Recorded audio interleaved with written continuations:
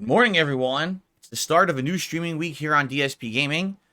Got a lot to talk about on today's Level 1 podcast, including the launch of the Fallout 3 TV series, which I'll be covering briefly because I don't want to spoil too much.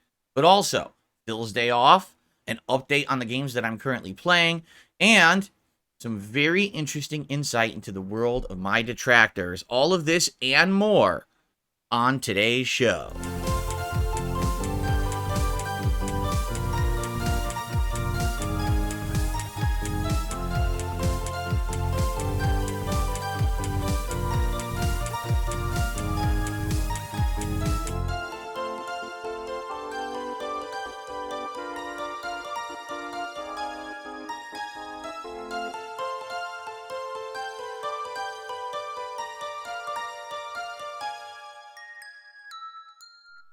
Happy Friday, everyone. I'm DSP, and welcome to the show. Today is the 12th of April, 2024.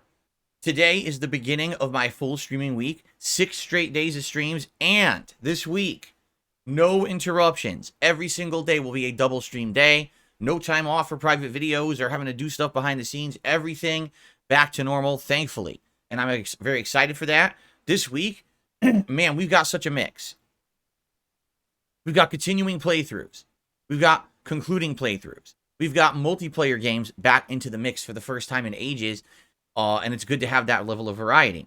We've got the start of a co-op playthrough with myself and my wife, Kat, and just so much good stuff. A new game possibly as well, it looks like, on Tuesday. So, wow, great week coming up, and I hope you guys are ready for that. I know I am. Definitely a far cry from what we were doing for 2.5 months. The stagnation is ended, and things are feeling fresh and interesting around here, right? So, welcome to the show. I'm coming back from my day off yesterday. Yesterday was my wedding anniversary celebration. It wasn't my actual wedding anniversary. That was Wednesday, but our schedule had been thrown into disarray because my wife's work schedule shifted around last minute. So it forced us to kind of on the fly do some adjustments. And so I was here on Wednesday and then had Thursday off, which was an awesome day with my wife, which I'll talk about today. I'm just excited for this new week. You know, I'm basically fully into the spring vibe now. Like, every day it's about 50 to 60 degrees outside.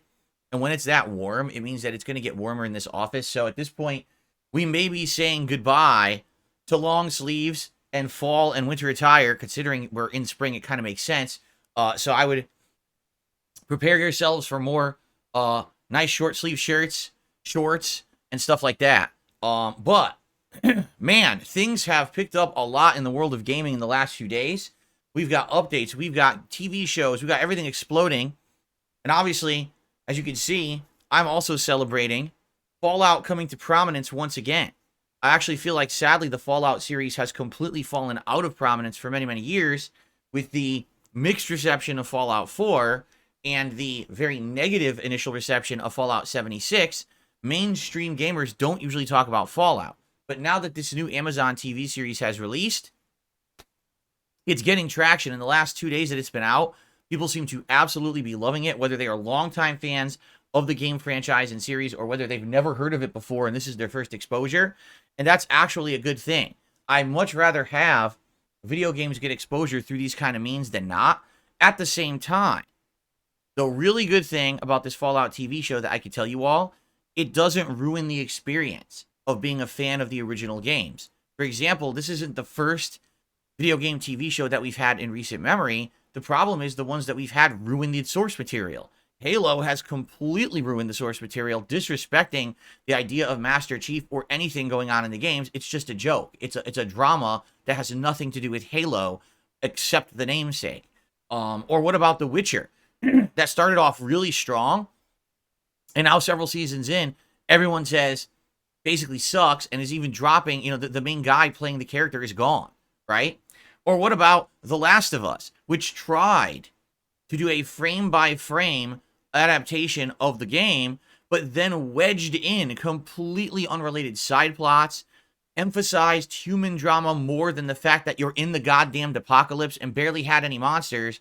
It kind of ruined the source material. So, with Fallout's TV show, the fact that they are not using source materials such as the exact plot of any of the Fallout games is a great thing. It actually makes it that they can do whatever they want, and no one's really going to be complaining that they've ruined characters from existing lore because this is new. You know what I'm saying? And I think that was the best thing they could have possibly done. So anyway, obviously, there's a level of excitement around here. And there's actually an announcement in regards to Fallout. If you're not aware, Fallout 4 is going to get a full and free current gen upgrade. Meaning if you own Fallout 4 on any previous edition, whether it's a disc, whether it's a digital copy, they're putting out a full update to make it full 60 frames per second, better upscaled graphics, and essentially just running better no matter what platform you're playing it on. Now, as happy as I am to hear that, because that sounds great to me, and what's going to happen is undoubtedly with the popularity of this Fallout TV show right now, people are going to want to go check out the games. And I believe it's April 25th is the date that this update's coming out. So in just 2 weeks, roughly, you'll have a modernized version of Fallout to play. The problem is Fallout 4, honestly, you know, as a lot of people have said, just isn't as good as the previous games. You know, a lot of people think that Fallout 3 and New Vegas are just far superior, and Fallout 4, particularly with the settlements always needing to be defended and built up, and with a lot of the more modernizations of the engine, essentially turning it more into a first-person shooter than an RPG, that it had a misstep. And that's why we haven't seen Fallout in, what, almost a decade at this point? So, being that Fallout 4 is the one getting the instant update, some people are nervous that it may give the wrong impression to those who are just getting into Fallout. Personally, you want my take? I agree that Fallout 3 and Fallout New Vegas are better than Fallout 4, but at the same time, they're very outdated games. So, for example, if they were about to release a Fallout 3 remake, which they are working on, we know this from leaked documents last year, that they are actually making that game. If that were releasing now, I'd be like, wow, stoked. But the problem is, it's not ready. So it's either have absolutely nothing modernized to play, or at least have something updated and modernized to play. I feel like right now, if everyone went and played Fallout 3, they'd be disappointed. You know, remember when everyone went and played Witcher 3 when the Witcher series came out? But Witcher 3, honestly, was a very modernized game that paved the way for other open world RPGs after the fact. Fallout 3 now is from 2008. It's very dated. It's still great. I would replay it in a second. It's that good of a game. But for those who've never played that style of game before, if you were to jump right into Fallout 3, you'd be like, oh man, it's kind of slow paced. Man, everything kills me so quick, and, you know, I don't understand half the systems in the game, and, you know, and the graphics, the graphics, right? They just really don't hold up anymore. That's why they're remaking the game. So, anyway, I'm very excited for this Fallout TV series. It's getting tons of traction. People are talking about it, and it makes a buzz around gaming again, which is good. We needed that right now. Like I said, this year, there really hasn't been a hyper focus when it comes to games at all. It's been everyone in their own communities or their own genres and niches and corners playing their styles of games, but there's been not one big focus. Right now, this Fallout TV series is making people focus on something. That's good. That brings attention to gaming again in a very positive light. So, I'm going to give my opinions on the show in just a little bit, but what I'd like to do is kind of talk a little bit about an update about the current games that I'm playing, because I have a big update in regards to Alone in the Dark. I want to talk about my Phil's Day Off segment, so you know what we did yesterday for our anniversary celebration. I want to outline the schedule for the week. Then we'll talk a little bit about my thoughts, initial thoughts about the show, and some game news. And then I'm going to have a segment, an interesting segment, based on a video comment. And it inspired me to talk about it this morning, so we're going to. Okay? All right, cool. So, let's do it. Let's just jump right in. So, I have an update in regards to my current playthroughs going on that are single player. Elden Ring is going swimmingly well. I'm actually doing much better than I expected that I would. Last time when we played, we killed the second Moog. Excuse me, the first Moog. Basically, it's half of the Moog boss fight, not the true one. The one that's under the capital, that is. Then we went into the northeastern part of the map, the mountainside of the giants, fought a bunch of bosses. Again, my biggest shortcoming in this playthrough is that I am very, very damage taking. I really don't have any damage resistance. So things hit me for like 50%, 60% damage each hit. So if you're fighting a boss that hits you twice in a row, you're stun locked. You're dead. So It's been very challenging in some cases, but then once I get down, okay, now I know exactly where to go, how to dodge. I basically melt everything that's in front of me with this magic build. So now that I have the Dark Moon Greatsword leveled up and I'm using it, this thing is ridiculously good. It's just, it's free magic for like a couple minutes. We get these projectiles that do giant chunks of damage. The only downside is the targeting isn't great.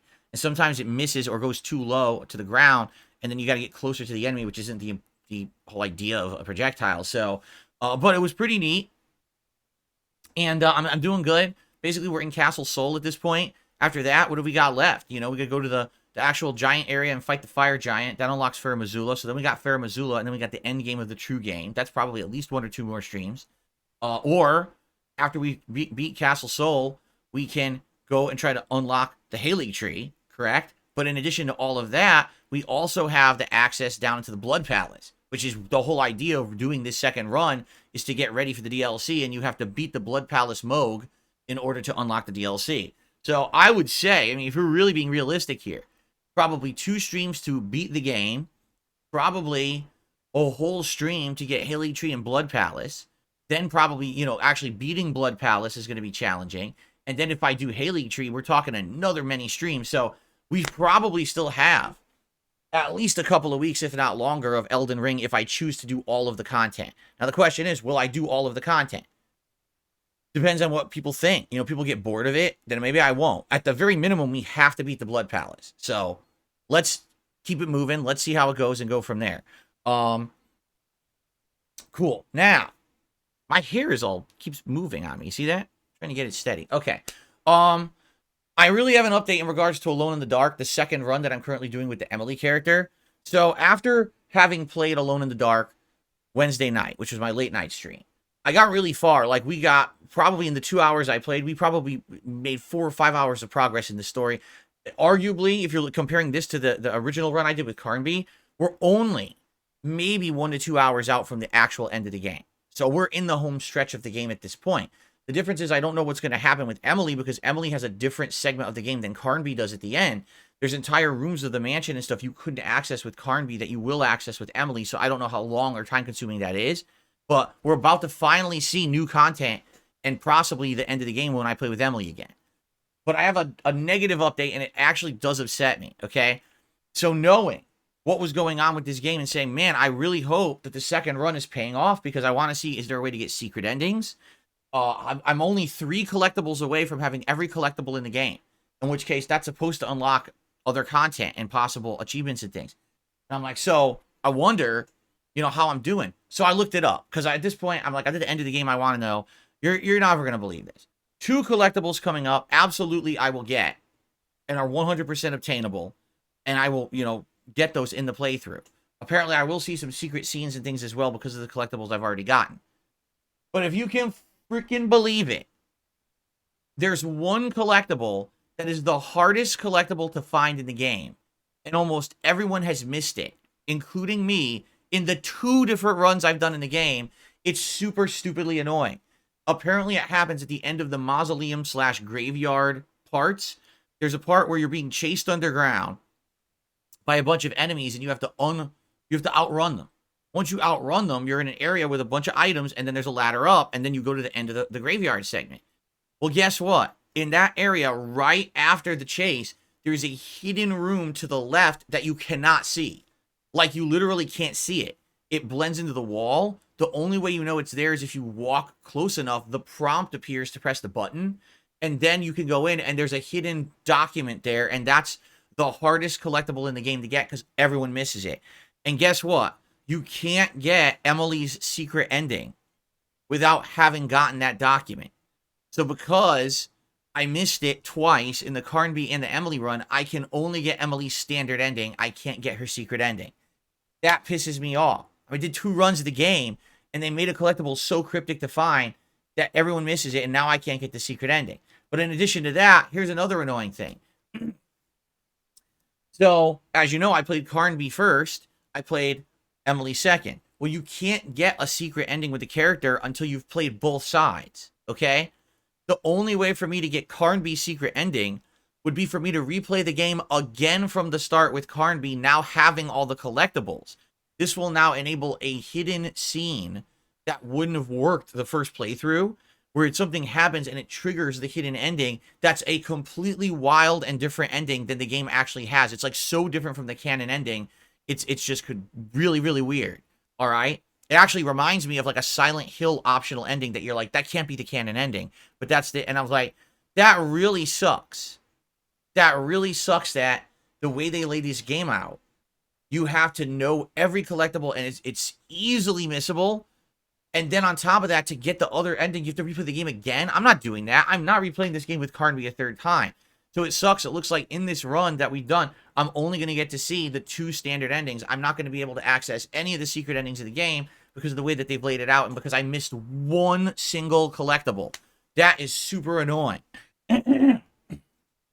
So, yeah. Alone in the Dark will likely conclude when I play it again, and it looks like that's going to be Monday night. I'll talk about that in a sec. So, ladies and gentlemen, yesterday was my day off, and I know you guys like to hear about my day off, and particularly this week, my wife and I were celebrating our anniversary. So, the one thing that we had to do during the day that was kind of a standard thing for any day off was we had to go grocery shopping. I just have to do that on my one day off a week. What else can, I have to squeeze it in. Outside of that, it was a fun day. Went to the pet store, saw some cute pets. There in the store of various kinds. It's always fun to see other animals at the store and stuff like that. Got some stuff for Jasper Kitty. We went to a few other stores, and basically got a few things that we either needed or we kind of wanted to get for a while and haven't been able to. Particularly, there's nothing super exciting to talk about besides, number one, our dinner. We actually had a really nice dinner. We went to a sushi restaurant and we got a ton of sushi. Like, it was the biggest sushi spread we've ever had, ever, to celebrate our 5-year wedding anniversary. There was spicy sushi with tuna. There was a sweet and savory sushi with the chili sauce and mango. There was shrimp tempura. There was crab, like eel sauce. Like, everything you could think of that goes in sushi we had. And it was absolutely, positively amazing. Super good dinner. We were both very pleased. And our tummies were full of sushi by the time we were done. We're like, wow, that hit the spot. That was absolutely amazing. We were very happy that we went and got sushi for our anniversary dinner. After that, basically we were out all day. We came home and it was late, and we're like, we don't really have much time to do much. So we ended up watching another episode of the Fallout TV show. We had actually watched 2 on Wednesday night and 1 on Thursday night. I'm going to talk about that in a second to let you know our thoughts. So not a super exciting day or anything for you. For us, it was nice because we got to spend most of the day together, do things we wanted to do, eat delicious food, relax. It's exactly what you want out of a nice day of a celebration of an anniversary, right? So it went well. That's it. I mean, that's really the day off segment this week. There's nothing significant to really talk about. Nothing crazy happened. It was just a pretty busy day that we really, really enjoyed together, and we're happy that we got to celebrate it. So there you go. What an exciting Phil's Day Off segment, right? I'm sure really riveting.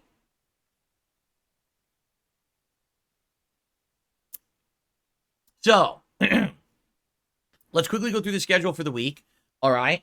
Then I want to talk about the Fallout show. Then I want to cover some quick game news, and then I have a segment that I want to do for this show, as I stated, regarding a very interesting video comment and some thoughts that I have about it. And yes, the comment is actually about my detractors, okay? So just to forewarn everyone.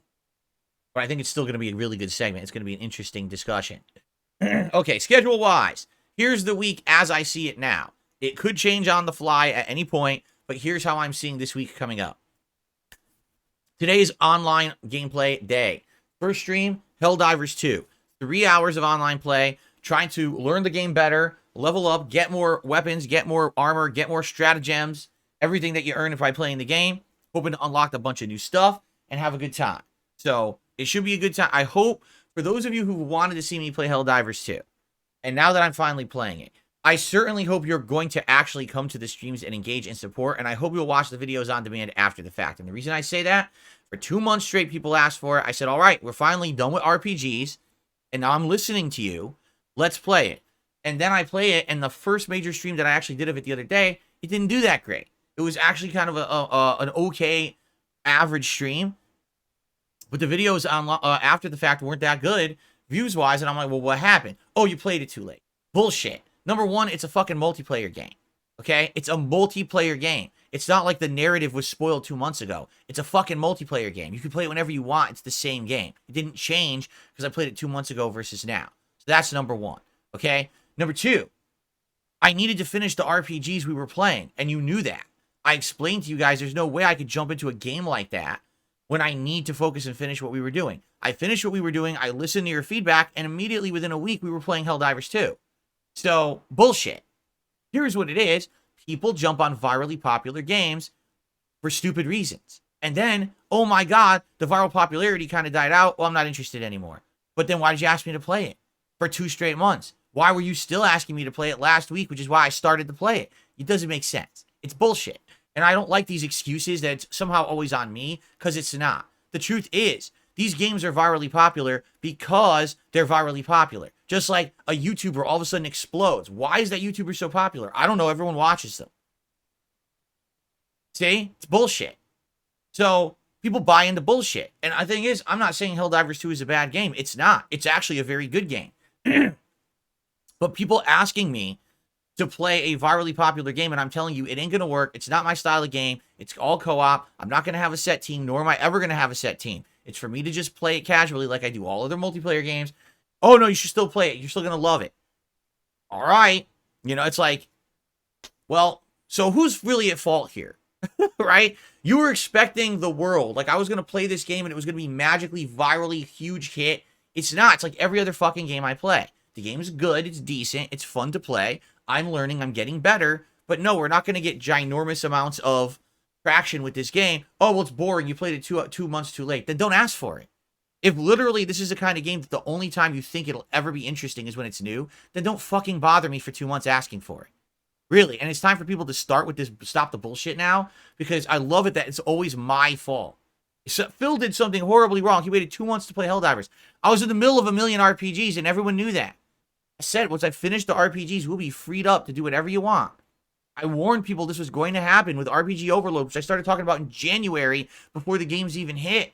But no one listens. And then, oh, well, the Helldivers 2 is out. Just drop everything. So anyway, as I said, essentially at this point, I'm not going to be playing super long RPGs for a while. If I do, it'll be one at a time. It's not going to clog up this channel for months. And here's the truth. If that's the case, and I'm not committing, all right? If I'm not committing to this ginormous 100-hour RPGs, or if I only have one in the rotation and I have freedom of scheduling outside of that, when the next Helldivers 2 comes along, then I actually can play it. You understand? The thing is, I cannot commit to more than one major RPG. So, when Like a Dragon, Persona 3, Final Fantasy VII Rebirth, and Baldur's Gate 3 are all eligible playthroughs, don't ask for more than one. I can only play one. And we have to make these decisions moving forward. It can't just be, hey, I'm just going to say I'm going to play 700 games at once and it's going to work magically. It's not. I'm one man. I have a set schedule. You know how much I play. You know how I handle games. We have to do the right things now, okay? So, Helldivers 2. I'm actually excited for it today. Legit. I like the game. I'm having fun with it. I like learning it. I'm not expecting the world from it at this point, but I just hope people are actually going to show up and engage and support with it because you asked for it for so long. That's why I bought it. That's why I'm trying to learn it. All right? If the game dies out and no one watches it or engages or supports with it in the next week, then I'm done with it. I like it, but I'm not going to keep a game in the rotation like that when we could be doing other things people would like more. Okay?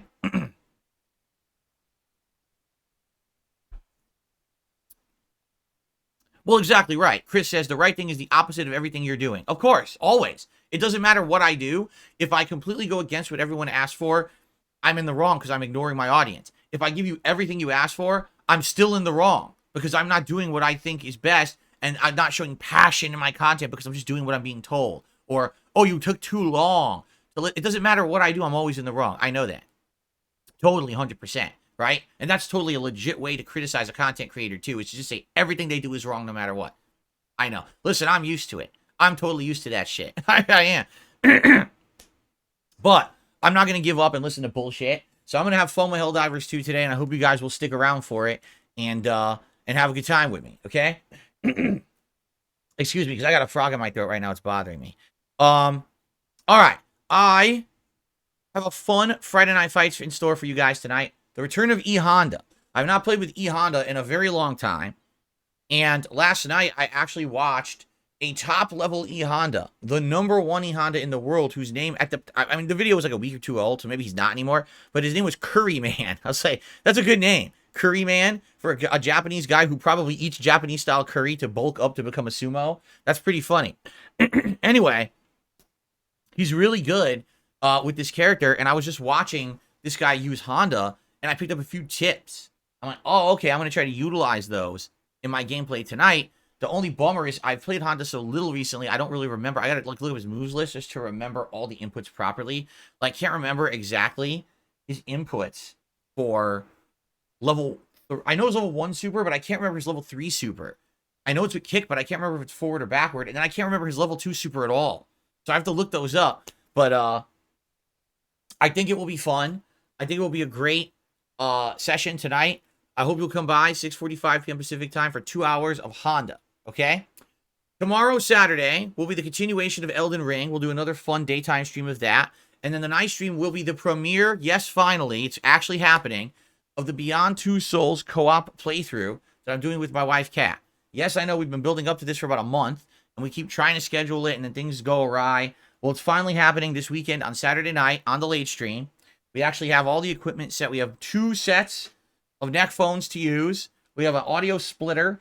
We now have the widescreen camera we're going to use that we actually demoed and tested when we did the gameplay of Dondoko Island in Like a Dragon.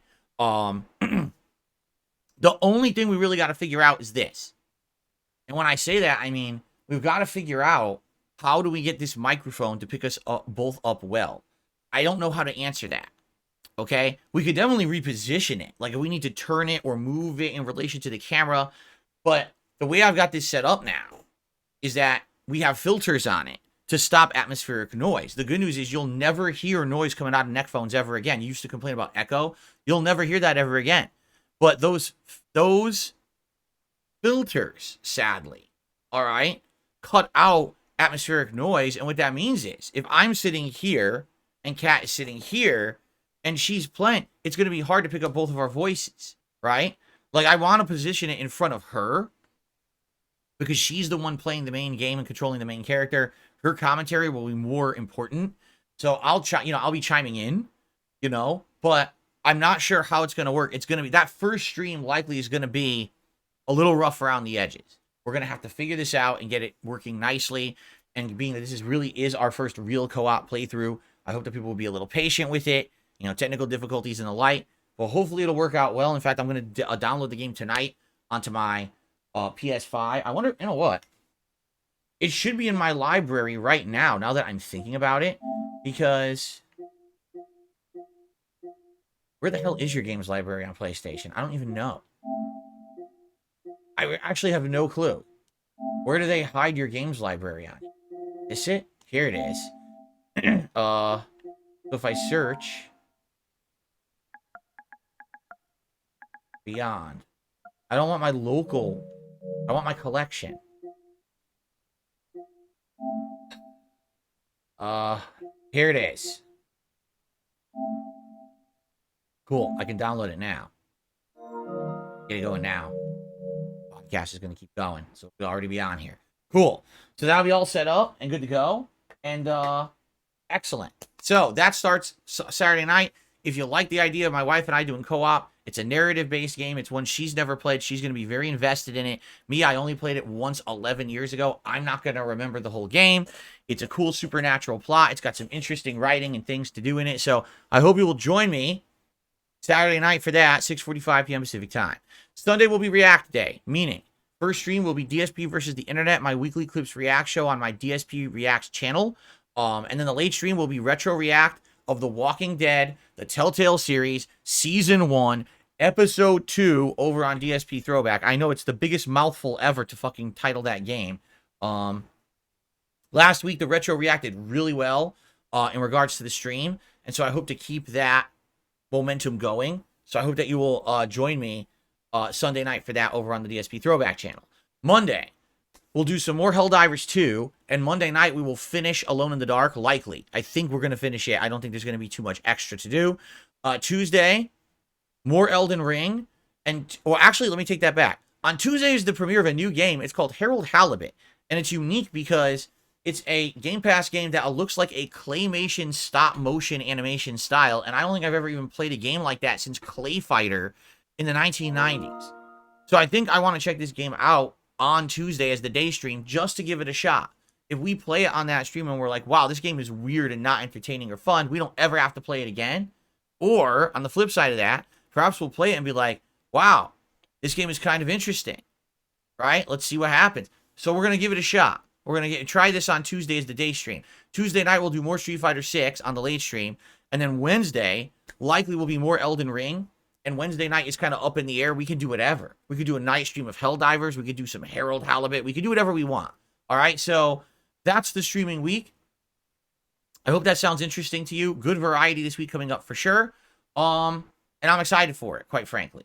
You know, one other thing that we could always do if people are craving it, we could do another night stream of the Battlefront Classic Collection. I know the game runs like shit, but it's funny. Like, the last time I played it, I legitimately just had fun hanging out with you guys, and we were talking, I was singing, and we were just doing silly playing it, because we know the game isn't serious. The game is all screwed up, right? Anyway, that's the schedule. Hope it sounds good to you. The Fallout TV series. Here's the deal. I like it a lot. I don't want to talk about it a lot today. Why? Well, even though it's the talk of the town, I'm 3 episodes in. Every episode of the Fallout TV series is like a mini movie. They're all longer than an hour. Okay, so these are lengthy episodes. And the cool part about it is that the show is following different aspects of life in the apocalypse. So, yes, it follows vault dwellers, but it also follows people outside of the vault from multiple different walks of life, including the Brotherhood of Steel, and also people who are just living out there in the wasteland trying to survive. And I did like that about the show, because it's not just focused on only one group, okay? That's a positive. There's some things about the show I really like, and this is not going to be any major plot spoilers or anything like that, so don't worry. This is just a very general talking about the show. I'm not spoiling the show for anybody. They try to implement parts of the game in the show, but they do it in such a clever way that you'll only notice if you're a fan of the games. So, for example, there's a scene with action, 2 sides fighting each other, okay? And when they're fighting, the way that it's shot, it looks like VATS, okay? But it's not. It doesn't have the heads-up display of VATS or anything like that. But basically, it's like, someone fires a weapon, and the bullet in slow-mo, just like as you were using VATS in the game, will follow the bullet across the screen, and then, boom, will blow up in slow-mo, just like as if you were playing the game. And it's like, whoa, that totally looked exactly like VATS. But again, if you're an outsider, you wouldn't even know what VATS is, and they don't reference that in the show. But I was like, I like that. I like that they're doing those little kind of references to the games if you're a fan. And I will also say, some of the writing is great, but man, I'm 3 episodes in, and I'll be honest, it's very hard to find a purely likable character in the show. And I think that's done on purpose. What they're trying to show is, much like in the Fallout games, there really is no one who's a squeaky clean good person in the apocalypse. Everyone has their own shortcomings, or maybe they're just doing things for their own selfish reasons, just getting by and trying to survive. There's no one in this that I would 100% say is like the hero. Like, even the vault dweller who escaped the vault is basically an idiot. Okay? I'm like, oh, well, that's interesting. I like some of the writing there. You know what I'm saying? So, anyway, so far, 3 episodes in, all right, I'm really enjoying the game. I'm really enjoying the show. I'm only 3 of 8. So, I still have another 5 episodes to go. I don't know if it'll get better or worse. What I will say is, the interesting part is that they're going a certain way with the plot. Basically, it's everyone's out to get one thing. What do they call that? Like a MacGuffin device? Everyone's just out to get something. And I don't actually know if there'll be a payout at the end of the show if someone actually gets it and if it ends up being anything important. I think it's just like the show needs a reason for all these characters to come together and do something. And I think that's actually what's going on, that maybe at the end of the show, it'll just be a big nothing. I'm not sure. but they all are after something, and they're all chasing it, and that's why you have a Vault Dweller, a Ghoul Bounty Hunter, Brotherhood of Steel, all after this same thing all at the same time. It's kind of interesting. And by the way, it's not just them as well. There's tons of other, like there's raiders, there's references to possible cannibals. You know, all the denizens of the Fallout universe are kind of represented well and interestingly so far in this show. So I'm definitely interested in more, and my wife and I will keep watching it over the week. And basically, I mean, at this point, we're already 3 episodes in, and I haven't had an opportunity to review it yet. I think I should probably, I mean, I know if this were another show, I'd probably split it up. But being that we're probably going to be watching it at a more rapid pace, we'll probably watch 1 or 2 episodes a night for the next several nights. So probably by the end of this streaming week, I'll have seen the whole season. I'm probably just going to review the whole thing. Like in one, I'll probably do like 1 half an hour or 40-minute review. That'll review the whole season 1. And that review will be up over on my DSP Reacts channel at some point this week. I'll let you guys know my status every day of how we're doing, so that I can let you know exactly when to expect that I'm going to do that. But that should be really fun. Okay? All right. That's the Fallout TV show. News. We have some minor gaming news to cover today. News story number 1. They are actually going to be making, listen to this, a live action, hallelujah, R-rated Teenage Mutant Ninja Turtles The Last Ronin movie. The funny part about that is that if you actually read The Last Ronin, they're not teenage. They're old. Like, the turtles are old in that. And that's why it's The Last Ronin. It's the last remaining turtle. His brothers have died. And he is basically, it's like a really dark future plot. That's why it's rated R. Like, it's gory, it's gritty. It's a really interesting plot line from the last, decade or so in Ninja Turtles. And people really like it. And so they're actually making a movie about it. And it's like, wow, a rated R live action Turtles movie? Who the hell ever would have expected that? But I think, it's funny because people ask me, are you into the latest Ninja Turtles movie? Are you into the latest Ninja Turtles cartoon? And I keep saying no, because it's a fucking reboot. And I'm tired of the millionth reboot reusing the source material in a slightly different way and pretending like it's a new product. There's no creativity there. This is something using the source material and expanding the plot and lore into the future. It's kind of like The Dark Knight Returns. You ever saw that? The Dark Knight Returns, the Batman one, where it's like really dark future Batman and what happened to Gotham and everything. That's exactly what The Last Ronin is supposed to be. If they make a movie of that, that has potential to be amazing. But I guess we have to see what happens with its development. But they are supposedly starting work on it now. So, okay. So I already mentioned Fallout 4 will be getting current gen updates for the PS5 and the Xbox series of consoles on April 25th, including up to 60 frames per second, increased resolutions and textures and quality, both the difference between performance and quality modes, and stability improvements and fixes. So is there anything truly new?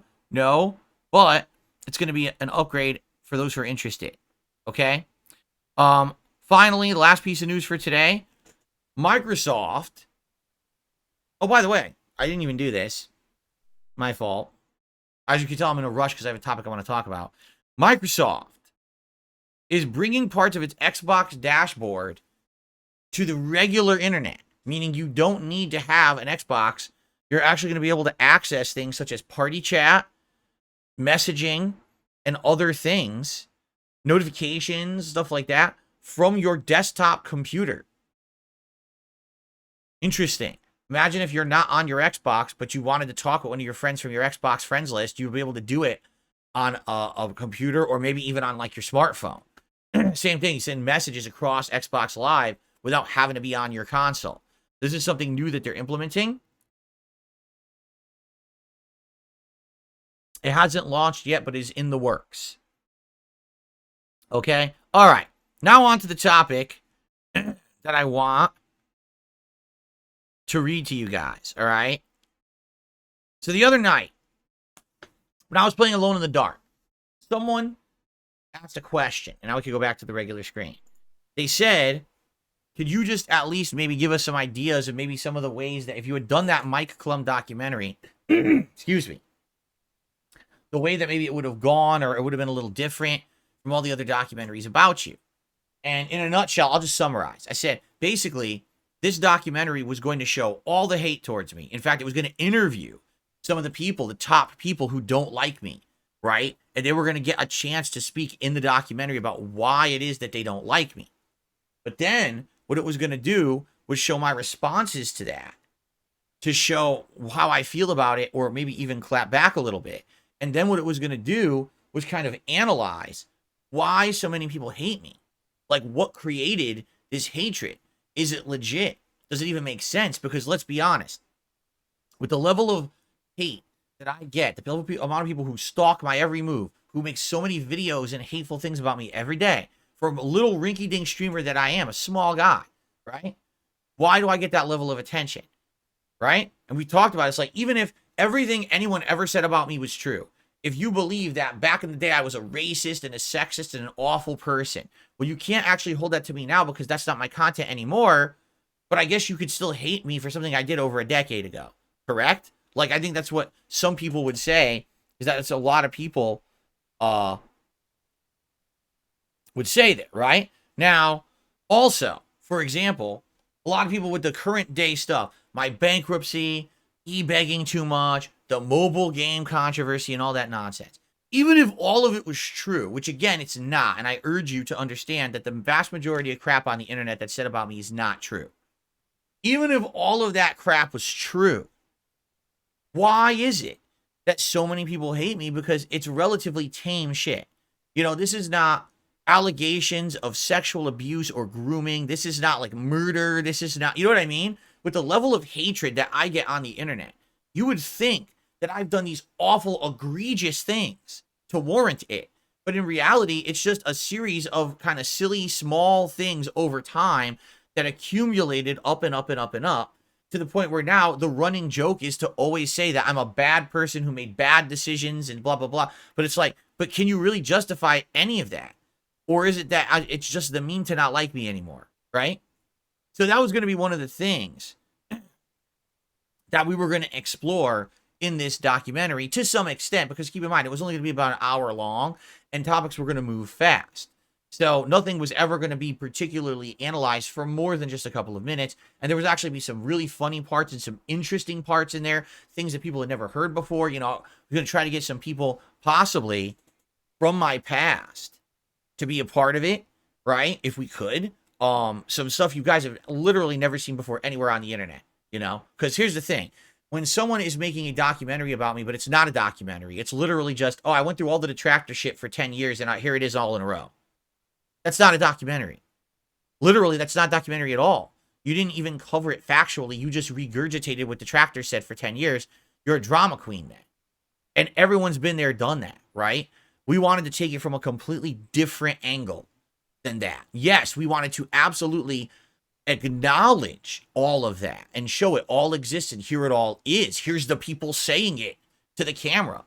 But then finally giving me a chance to, in one place focused, respond to that stuff and then show you what my life is really like. That it's nothing like what these people say or portray me as. You know, a typical stream, a typical day in my life, how different it is. Here's people from my past who know me, who say, yeah, I don't know what the hell these people are talking about, right? That's what it was going to be, all right? But that wasn't all of it either. You know, again, I'm not giving away every single thing about this documentary because we had other ideas too. And the thing is, it was still in developmental stages, right? Like, this is something that we were working on. It was in development. And I know that it wouldn't have worked because, number one, too much negativity on the internet. Again, these people obsessed with me would have just turned it into their own bullshit party anyway. And number two, scheduling, there was no way I was ever going to make that fucking work at all. And now number three, and this happens in retrospect, which I didn't know at the time, you know, Mike was already working on other documentaries, and one of these documentaries he's working on is EDP, one of the most reviled people on this planet, because he was basically caught red-handed being accused of pedophilia. Okay? So because of that, can you imagine? Big documentary number one, Boogie. Big documentary number two, EDP. The next one, Dark Side Phil. No thanks. I don't want to be associated with that shit. I mean, the whole point was that my documentary was going to be very different than Boogie's. But do you really think I want to be the next in line of that string of documentaries? No, I do not. So in retrospect, I think I made the right choice. Okay? I'm not saying that I would never do a documentary. I'm saying that right now it makes no sense. my story continues and is not even ready to be done yet, I feel like my documentary, if I ever do one, should be done further down the line, right? Maybe when it's time to say we're hanging it up or I'm near the end of my life cycle of doing content, then you make that kind of a documentary. I don't think we're going to do it now. I honestly don't think it would benefit me. I don't think it's going to bring any newcomers to my content at all. Sadly, I think it would be more for everybody else out there. I don't think it's going to help anyone. And as you guys know, you guys outright told me, right? Outright, that this was not going to work. That if I did this, that basically it was going to backfire and hurt everyone, especially after everything last year with the interview and everything. And I listened to you, and I think that was the right feedback. Okay. But anyway, we were talking about this as I was playing Alone in the Dark the other night. Someone left a comment on the video. It's an insanely lengthy comment, and I would just like to read this verbatim. All right? I'm just going to read the comment verbatim, and I'm very curious to hear everyone's thoughts on it. So here's the comment left on my Alone in the Dark video where we were talking about this. Okay? Here it is. The majority of the detractors don't hate you for any real reason. They just monetize their videos. Duty made videos about Wings of Redemption before he ever came to you. And he was bullied out by the other Wings detractors. So he stopped and started making them about you. It's literally just for money for most of these big ones, and YouTube stopped them. If YouTube had stopped them from monetizing this crap, they would go do something else. The majority of the videos are your new content from today, with clips from years and years ago spliced in everywhere to try to create a false narrative. They don't care about anything at this point but making money, and they will fabricate stuff just to keep their money rolling in. Let's continue. The original detractors were actually just a bunch of crazy and obsessed people who were fanboys of Kojima. You kept saying bad stuff about Hideo Kojima while playing Metal Gear Solid, and that made them get really mad. They're all long gone now and probably on heavy medication of some sort at this point. Again, this is a comment on my video. I'm not saying this. This is me reading a comment, okay? It's literally 90% money-based now. They just never really made a career out of it. It would have mostly died out if not for that. Duty and the other spam uploaders make thousands of dollars a month doing this kind of content. More than they ever would have done doing anything else because they're all untalented morons. They treat making content about you like some people upload clips of their family or of the movie Frozen. I don't get that. I guess what they're saying is like obsession. Like, I upload all the content about my family. Oh, I'm the biggest fan of Frozen. Well, I'm the biggest hater of Darkside Phil. Monetize that shit. I guess that's what he's trying to say. Okay? Let's continue. Most of the detractors are far more racist and sexist and anything else than anything you ever did. It's not valid hate. Now, before I continue, I'm just going to say something right now. Those people who claim that they hate me because of things that I say and do, the things they say and do are far more vile. You have no idea. Like, no exaggeration, and this is me from my understanding. They call people who are fans of me or supporters of me dense. Okay? Do you know what that means? Do you know where that comes from? They're basically saying that when you were a child, someone dropped you on your head and you have a malformed skull because of it, a dented head, and you have like brain damage. This is a common term they use in their community. They're making fun of brain damaged people and like that's fine. That's totally acceptable. Oh, but if Phil says that someone's a mouth drooler because they mash playing a fighting game, that's not acceptable. Correct? But they have a literal term they use in every piece of their content, and that's acceptable, saying people have brain damage. What? No, it's not only hypocritical, it's worse than what I do. Worse. But they're okay doing it because they're making fun of me. Get it? It's not, it's insanely hypocritical. It's 100% fucked up, the way that they do it. Yeah, that's true. Oh, this is absolutely true. Dax McGain, or Dax again, I don't know how to say your name. They also say people are wheelchairs, meaning they're handicapped. Yes, because we all know that the only people who watch my content must be handicapped. That's why they do it, right? Like, what? And even if they were handicapped, who cares? That's insanely offensive and discriminatory. Who cares? I don't care who you are or where you are in your life. If you're handicapped or not, who cares? You can't watch someone on the internet and like their content? What are you talking about? Do you see how messed up this is? And that's their community. That's how they talk in their community. But that I'm worse somehow. How am I worse than that? That's 10 times worse than what I say. Anyway, let's continue. They just want to pretend that their hate is valid so that it sounds valid. You could make yourself into a perfect angel in every way. They would still hate you. They would not miss a beat because this is now their job. Okay? As for their viewers, they find it funny to consume this stuff, and they have turned it into a daily routine, and the comments are all about money and not being good at games. It's mostly people who are jealous that you make money being a streamer, and they can't. Most of the restreamers literally are just failed streamers. They can only get any attention or make any money if they upload your content. They try to make their own content sometimes, and they get single-digit views on it.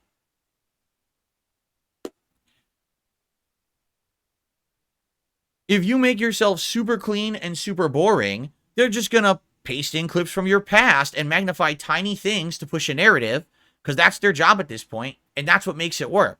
Being super clean and boring is not going to stop them. It will just make your content boring for the people who like you and support it. This is why people say the meme words, because you said something 6 years or so ago, and that's something that detractors still splice into their videos daily. The thing these guys hate is any possibility of this gravy train that they're on ending. So if they see you do anything that they think might actually improve your public perception, they're going to try to counter it. Okay? If they thought that a documentary would come out that would actually see you in a positive light, and it might change how some people see you on the internet and actually attack the creators of like the detractor stuff, well, they're going to try to get you not to do that and even give you money to try to convince you not to do it. These people are just protecting their careers at this point. They even copyright strike each other, and they have their own turf wars, and then they blame you for it because they try to get the competition out of the picture because of their money. They're just a bunch of parasites clawing at each other to try to take money from you. They're like hot dog sellers clamoring around a stadium. You have no idea. I'm continuing. This is all one comment. You have no idea how sad the detractor community actually is. You think it's legit and has some foundation to it. No, it's actually just really stupid. If you were a woman, none of this would have happened. It would have ended long ago because it's unacceptable in the current climate to do this to a woman. However, because you're a guy, YouTube allows this to happen. If it was some way that you could get in touch with YouTube and get them to actually look into, ban, and demonetize this as bullying content, which it all is, by the way. I know you choose to ignore it, but most of it is totally against YouTube's terms of service. It would all end. The hard part is making them do this because you are a man and there is no real PR hit for it. If they allowed this to happen to a woman, YouTube would look bad. But because I'm a guy, they allow it to happen and even promote it and let it be monetized. Okay? This is why this Mike Klum documentary upset them a lot. It had the potential to get what is going on noticed by the people at YouTube or maybe outside the current ecosystem, and your detractors definitely do not want that. That's the comment. So, here's the deal from my perspective. You know, a lot of this, when I hear this in a comment, is news to me, even though I casually know names, like I know Duty Streams, or who the fuck he is. What a genius to name himself that, huh? I know they exist because I know you guys tell me about them, or I see them in related videos and shit like that. You know what I'm saying? But I don't know anything about their personal past. I don't know anything about who they are, where they come from, any of that shit. I just don't know. I don't pay any attention to any of it. As you know, my philosophy has been ignore it. Just fucking move on with my life and my day. Just go forward and keep creating positive content. And I'm successful doing that, right? But when you analyze it like this, okay? First of all, this sounds like someone who has inside knowledge, does it not? This sounds like someone who's in the trenches of this. And perhaps this is actually someone who knows because they're a part of it. That's my guess. That would be, I mean, maybe I'm completely wrong, but it certainly sounds to me like it's someone who is well versed in what's going on with that over there. Okay. I find it funny that this is apparently this guy Duty tried to be a detractor of Wings, but the Wings community already had so many detractors they bullied him out. So he tried to bully Wings, and the bullies of Wings bullied out a potential new bully of Wings. Oh my God. So then they moved on, right, to me. And because I guess I didn't have as organized of a detractor community as Wings, he's able to make his crap and gets popular doing it. Like, what on earth, right? You know, it's just like, that's just funny to me. And exactly, you can't make this stuff up. It's just such a fucking joke, you know? Now, here's the truth. If you watch any kind of this content, this bullying content, you are messed up. There is no one who is like a normal, right-minded person who would watch this shit. The problem is, there's ridiculous amounts of not normal people out there now. They're antisocial. They sit on the fucking internet, and this is what they do all day. They think it's legit time of their life. Their one life they have to live on Earth. They're going to die someday, but they don't have true self-consciousness. It's like a bunch of cows sitting in front of a computer, right? So people say to hate, I must watch and consume and hate. And I'll even throw money at people who hate. Like, what? Listen, I was a hater in the Street Fighter community 25 years ago. Okay? I say the late 90s into the first half of the 2000s. I was a hater. At the same time that I was a hater in the Street Fighter community, I played Street Fighter competitively. I was actually a good player. I actually got to the point where I won tournaments. Like, I did something productive while I was also being kind of a troll. You understand? Like, I never wanted to be a crowd follower of hate. Being a crowd follower of anything, you are the lowest form of life on this planet. You have no intelligent thought for yourself. You're just following along, apparently, a bunch of losers. And the sad fact is, when you look at what they say about me, like Phil is an e-beggar, and he asks for support for his content from a bunch of people. Oh, these innocent, ignorant, gullible people who listen to him, and then they give him money, and then, oh, he's horrible, he takes advantage of people. Literally, that's exactly what my detractors do, times 10. They fabricate narratives that don't exist. They reference things from my past that don't apply. They create narratives that are fake, and then they get people to believe it, and then they accept your money. They take your money for falsehoods. They do it on purpose. It's the biggest scam possible. Dude, the side scrollers did it last year. They had an interview that was staged to be a legit interview. They used that as a grounds to then make tons of negative content about me, and they milked the shit out of my detractors. They literally, for months on end, had detractors coming to their streams throwing the money. And the people are so dumb that don't like me, they didn't fucking realize it. They went and gave them money for nothing. And then guess what? They moved on. They don't care about me. They never did. They only wanted to use that as a launching platform so people would watch their crap content. So now they can do politics and other nonsense. And it worked because people were so fucking dumb. They were able to be milked by the side scrollers. And this is literally what the whole other detractor community does. Anyone who restreams me, anyone who makes this negative content about me, that's exactly what they're doing. If you're a viewer of theirs and you like their stuff, they're using you. How do you not understand that? Right? To some extent, and I know how crazy this fucking sounds, you actually have to give a little bit of credit to the original detractor groups. As much as I think they were nutty. Guys like the Sons of Kojima, they weren't out to benefit from what they were doing. They weren't monetizing their content. And a lot of them actually were out to say, we just want Phil to improve. We don't like that Phil does this stuff that we don't like. We want him to improve. We want to call him out. Say, your gameplay sucks. You shouldn't be making fun of the game devs. You should take responsibility when you fail in a game. These were things that were legitimate criticisms of me that they had. And those criticisms were taken to heart over time. And if you don't notice today, for the most part, I try to improve based on long-standing criticisms, a lot of which came out of those communities.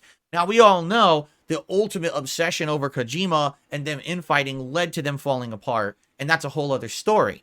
But that was actually legitimate. The stuff that's happening today, the continuation of this wave of memeable hate, monetizable hate, is not valid, nor is it in any realm of logic. It's there just for people to milk morons on the internet. Just like the side-scrollers did last year, and now the side-scrollers don't give two fucks about anyone who hates me. Well, it's the same thing. These people are only looking to make money where they can. If all of a sudden this content, this negative content about me was not monetizable, they would be gone in an instant. They would run out the door. Because that's all they're in for it for. That's it. And if you fall for that shit, you are literally a grade A gullible loser. You know, everything they say about me and my viewers, that's you. You fell for the trap. Me, I'm providing free entertainment and content to people who like it. If they then want to support it, they have the option to do so. You understand?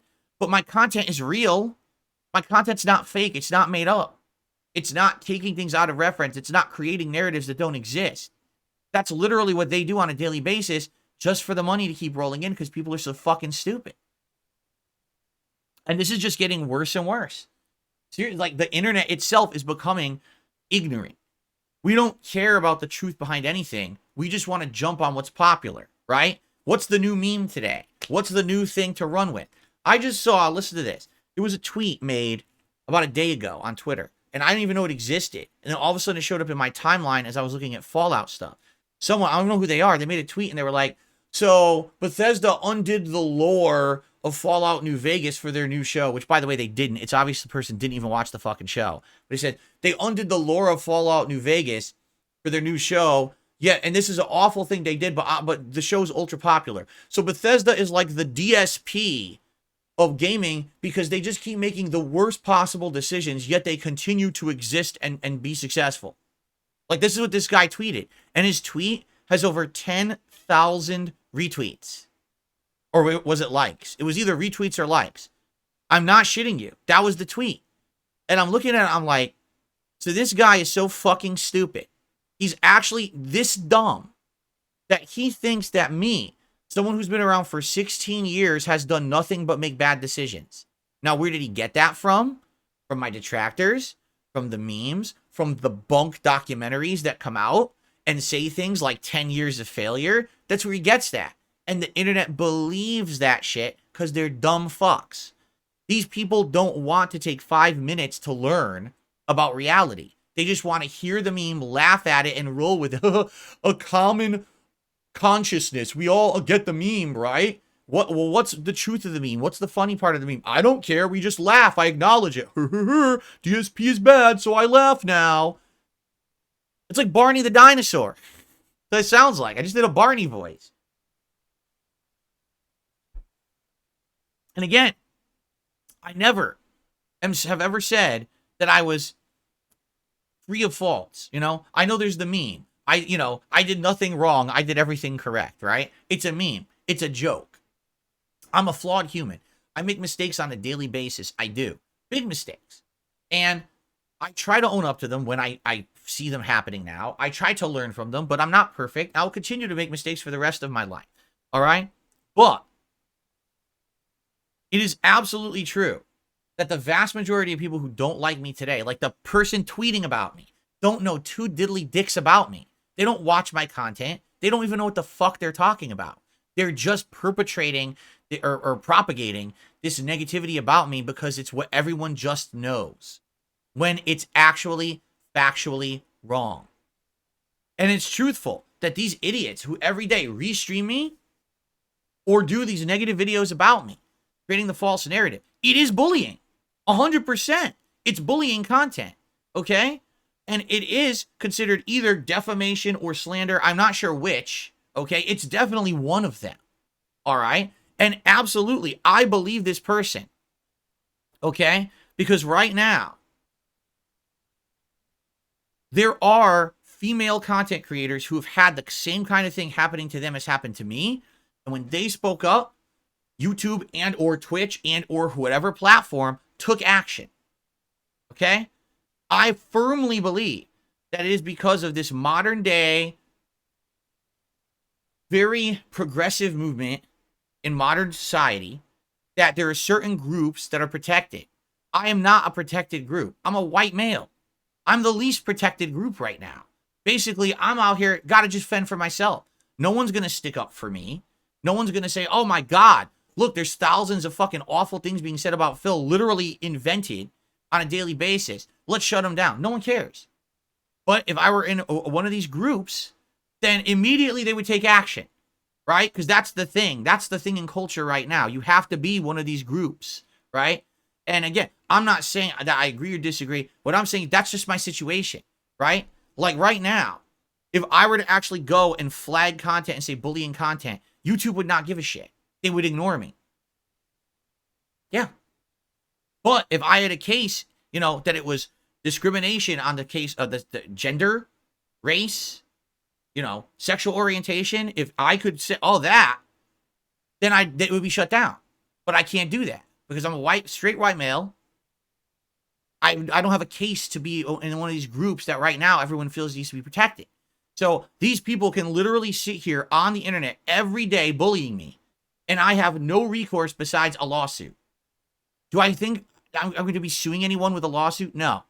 You know what they say here? Again, my philosophy has been just ignore it and move on with my day. Why? Because I have learned in my life, you can't fight fire with fire. Right? You can't. You can't. When everyone attacks each other, everyone dies. Right? There's no winner there. You can't fight fire with fire. It's just not possible. All right? So I just say, I'm not going to fight it. What am I going to do? Sit here and be a litigious asshole on YouTube slapping fucking lawsuits against YouTube channels and shit that benefit from slandering me every day? No. Number one, it's too expensive. Number two, it's too time consuming. Number three, it's not worth it. It's like they say, it's like the Hydra. For every one head you cut off, 10 more come out. Unless YouTube actually becomes a fair place and says, we're really going to enforce our rules instead of selectively enforcing it. Because that's the problem. YouTube has terms of service, but they don't enforce them. They selectively enforce them in cases where it benefits them. So if it makes them look good because they have a protected class who's being harassed and they did the right thing, they'll do it. If it's someone like me who's been harassed for over a decade by literal slander and defamation on a daily basis, bullying, vile things, harassment of myself, my family members, my fans, my moderators, it's all documented and factually proven that it all happened, but YouTube doesn't give a fuck about me right now. And they never will. Unless they change their policy to adhere to everyone equally and actual enforcement across the board. It's just not right. I agree with this person 100%. This should be fair. If someone's going to get the right treatment, everyone gets the right treatment. If you have a bullying policy, fucking enforce the bullying policy now. Not 2 years, 10 years from now, not 3 more generations of content creators down the line. Actually enhance it. Do it now. Right? People who sit on their channels all day bullying people should immediately be shut down.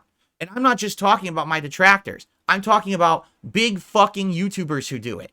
People who have entire shows based around drama and gossip and bullying should not exist on YouTube because they break the bullying terms of service.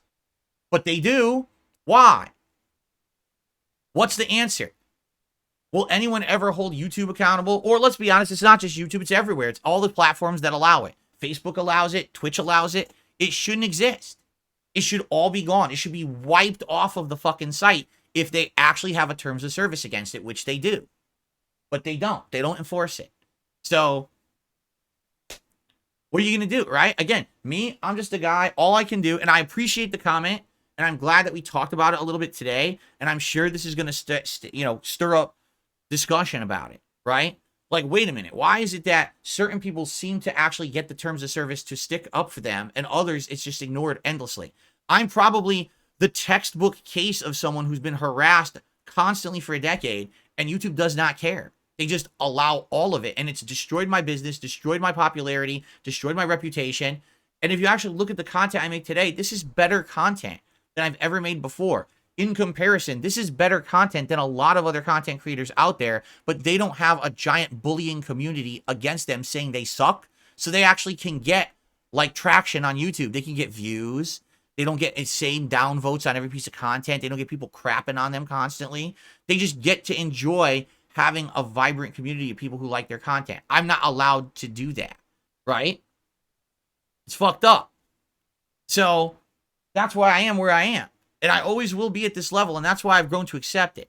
Unless I'm going to go stoop to their level, right? Unless I stoop to the level of those that slander me every day, I will not be able to basically get out of where I am. So it's basically, do I become them?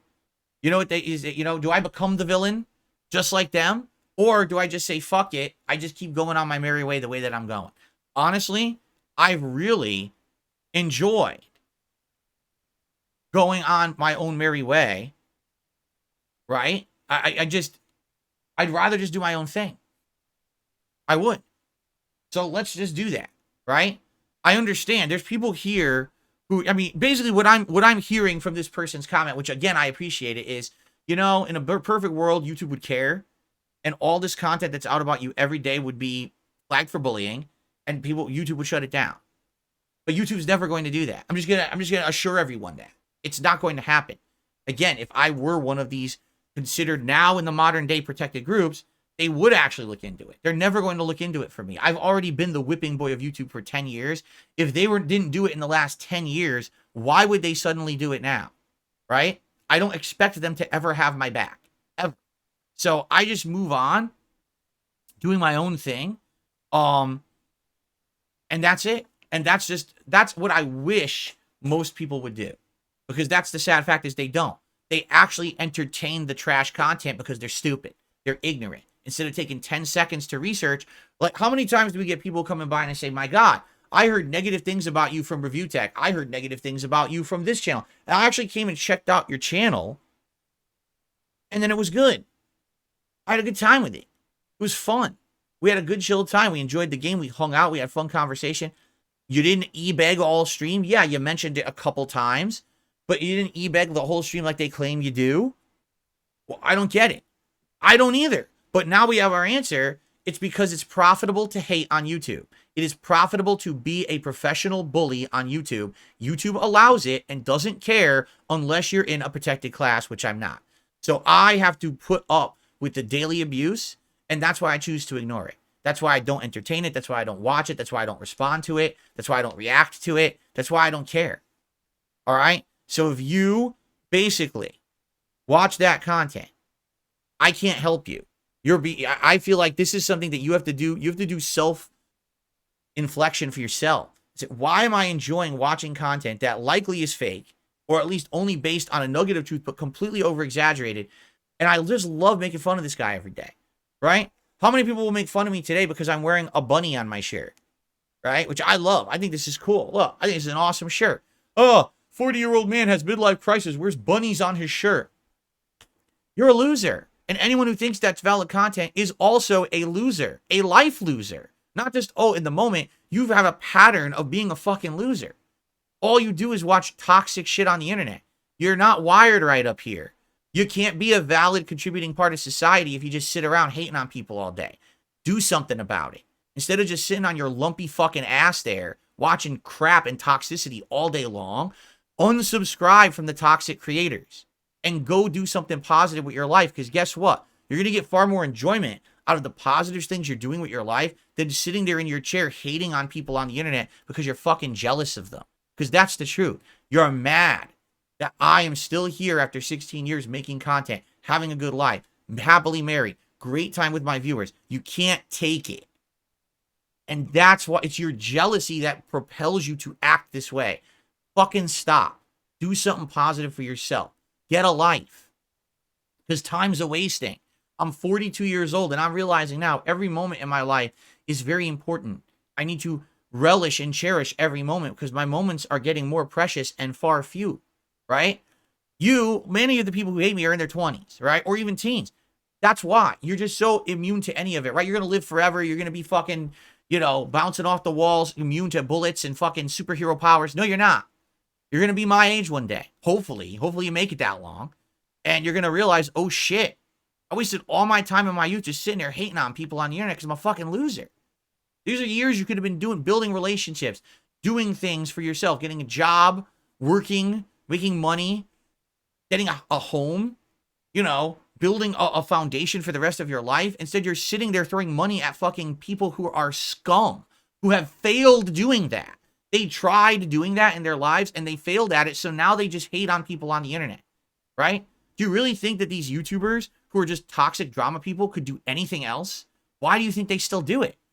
They couldn't ever spin it into something else. No one gives a shit about them besides the toxic shit they make.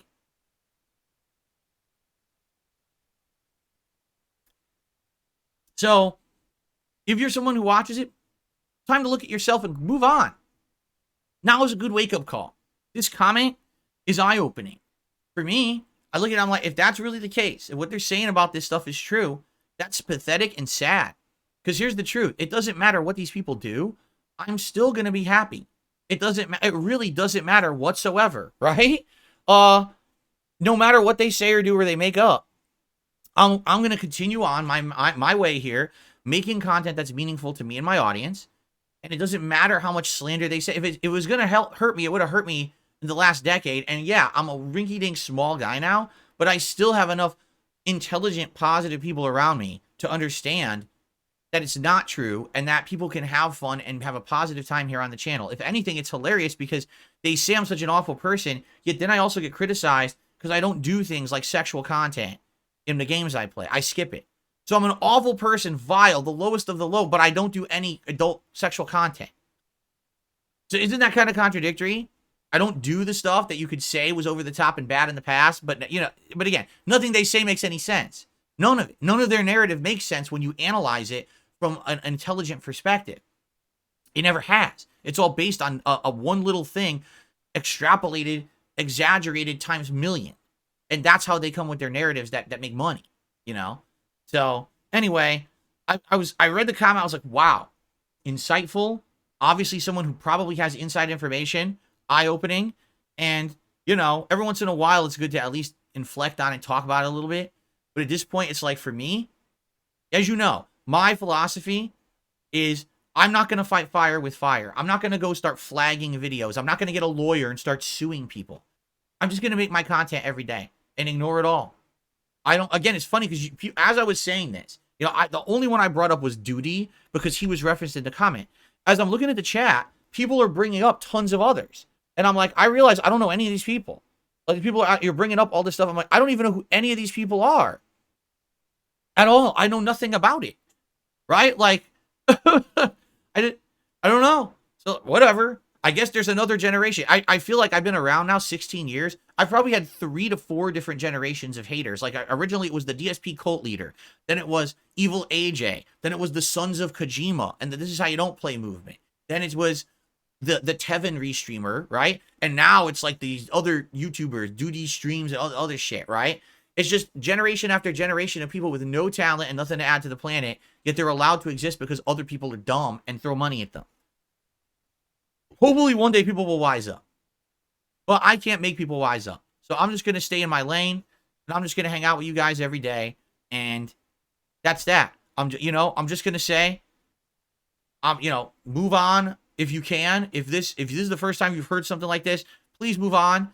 I guarantee you, even if you hate me, just move on from hating on me and do something else with your life. You're going to have a better time. I can confirm 100%, and this is from experience. When I was a hater in the Street Fighter community, and I took all my time hating on West Coast players and the Cannon brothers who ran SRK and stuff like that, I was miserable. When I stopped being toxic in that community and I focused on being a good player and running tournaments and actually starting to get respect for what I was doing, I had a much better time. And in fact, the only reason I stopped is because I got my back injury. Like, I hurt my back so bad, I couldn't travel to play Street Fighter anymore. I was like, shit, it sucks, because if I had been a positive person much earlier in my run was the late 90s to around 2007-ish. If I had been more positive earlier, I probably would have had so many friendships and things. And instead, I got a bunch of rivalries under my belt, but a lot of toxic shit that I did too that I regret. And I know for a fact, like, I know for June the King, when his documentary comes out about me, he apparently is going to go very deep into detail about my early days in Street Fighter and how toxic I was. I 1,000,000% fess up to all of that. It's all true. I was a piece of shit in the early Street Fighter community to a lot of people online. Only online. Offline, I was a nice guy, but online, I was a piece of garbage. I know it. And now I look back and I fucking regret that so much. How awful I was to people who didn't deserve it just because I was getting a laugh and other people were laughing at my razzing other people and being a dick to other people. And I look back, I'm like, man, if only I'd been more positive in that time, things could have been so different. You know what I'm saying? And it just sucks that I wasn't. And now I feel like this is going to be a whole generation of people who are doing this on YouTube. And it's not just about me. It's about all these hate communities. Look at the communities against fucking Wings of Redemption and shit, right? Like, these people eventually are going to look at themselves in the mirror and be like, what the fuck did I do with my life? I wasted like 5-10 years of my life on this. And nothing happened for me. It benefited others who were basically people taking advantage of me because I'm stupid. But it didn't benefit. Phil's still here doing what he does, right? The detractor people running the channels and restreaming and shit, they made out with a ton of money and probably will one day cut and run, like most of them do. And you're the one left there with nothing, sitting there with an empty bag. Oh shit, what did I do for 10 years? I wasted all my time and I gave all my money to morons, right? Again, case in point, look at side scrollers. How many months were they shitting on me constantly, making shows about me, entire streams, milking my detractors? What did they do with that money? Did they reinvest it into anything important? Or are they making now political content that you don't care about? Because you're stupid. You gave them money because you're dumb, and now they cut and ran with it, and they do what they want now, and it's your fault. You're the one who fell for the trap. The gullible people to be milked. You know, people need to stop being so goddamn gullible. In my case, I am providing you with content that if you like it, support it, and if you don't, you don't have to. I'm not creating a community of hate around someone that's a flash in the pan now because it's popular, and then I'll move on later. What I do is trying to be essentially someone making positive content for people who will get something out of it. No one gets anything out of shitting on Darkside Phil or Wings or anyone else. It's literally trash content for trash people. Stop being trash people. Those people that live in the garbage bags in the Like a Dragon series, they pop up, they're living trash bags. Do you want to be that forever? No. And Tygoholic says, the big problem for you is detractor content appears before your own channel just by searching DSP because of YouTube. Because of the YouTube algorithm and them allowing bullying content. They should be enforcing their terms of service and shutting it down, and they don't. Why? We've already talked about it, because I'm not in a protected class, so I'm not allowed to have the same protections as others, right? That's the problem.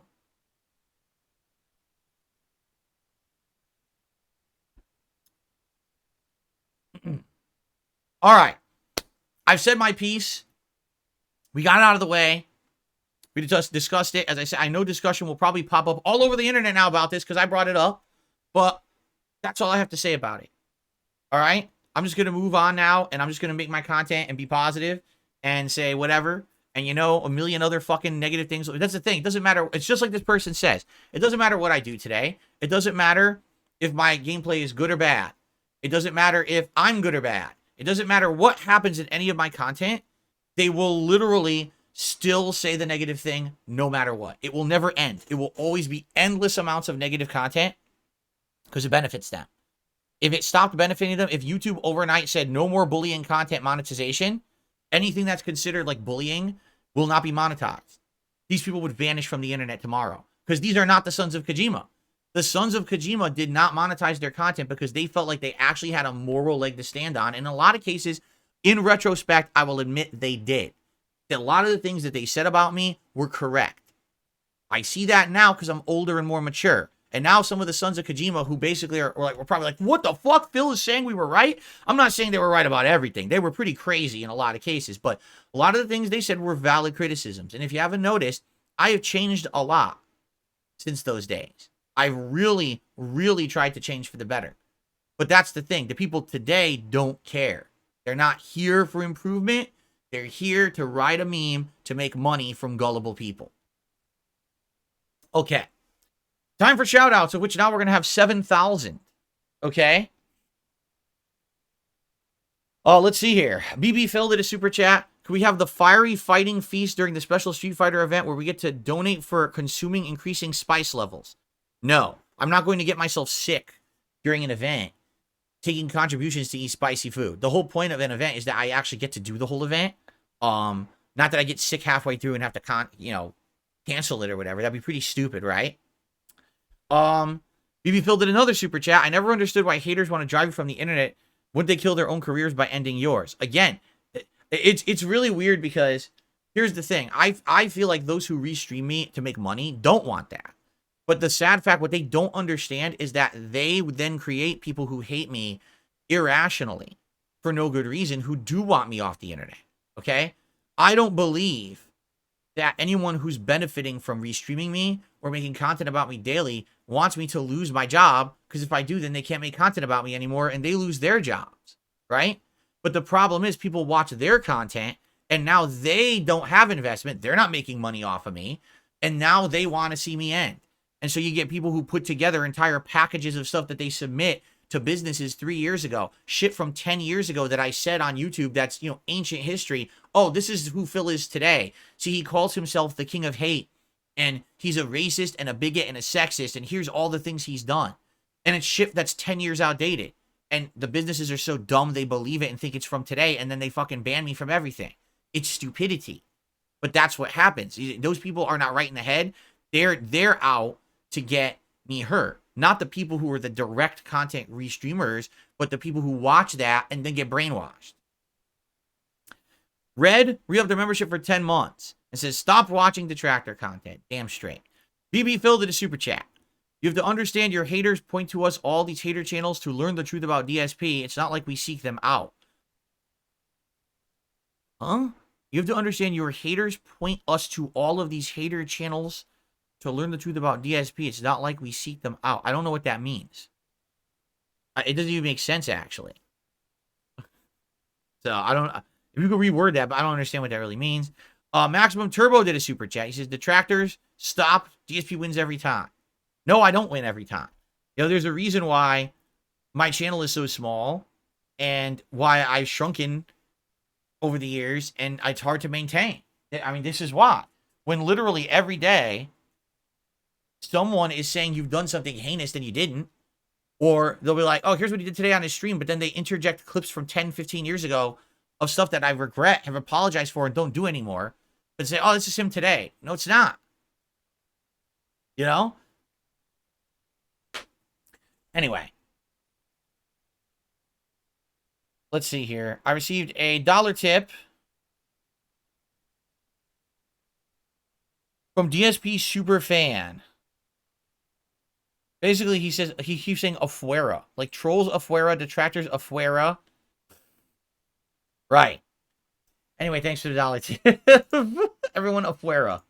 Yes. Excuse me. Let's continue.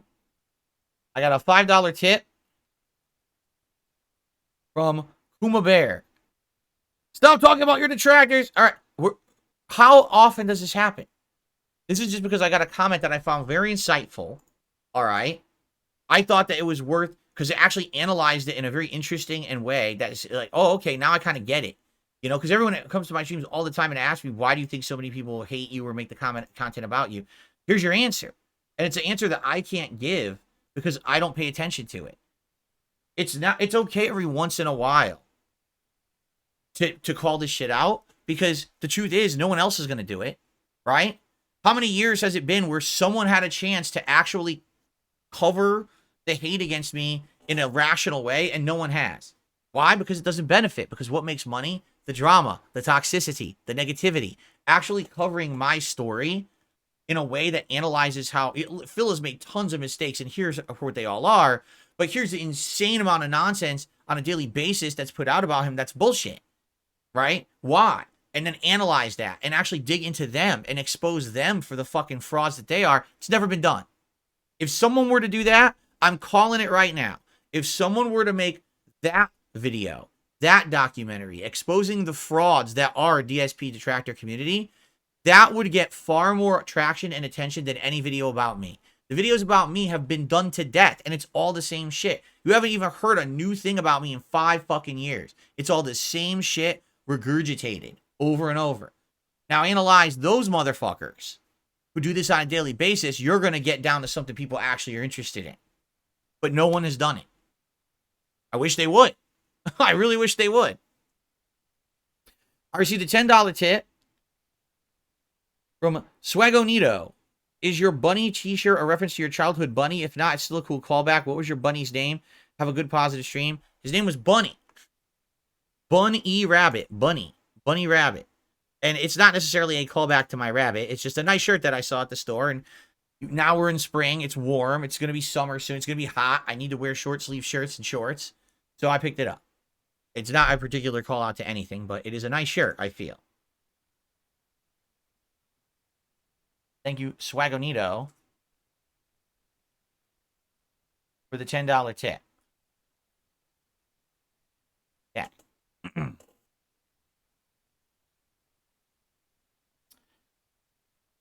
All right, I just received